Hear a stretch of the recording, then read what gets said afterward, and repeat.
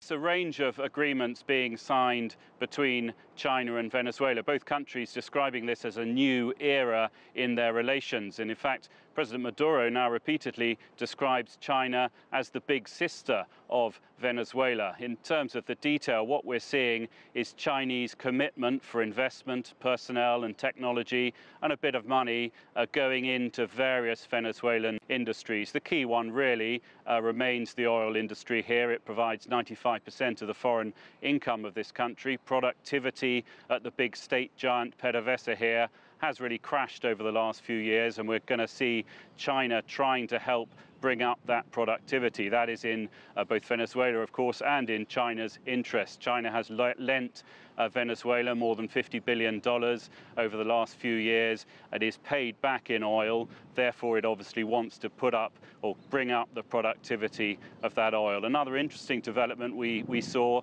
which is related with the fact that there is hyperinflation in this country, the IMF predicting that inflation by the end of this year will be 1 million%. We saw Chinese companies agreeing to help Venezuela really develop a cashless economy. One of the problems they've had is printing enough physical money in the face of hyperinflation.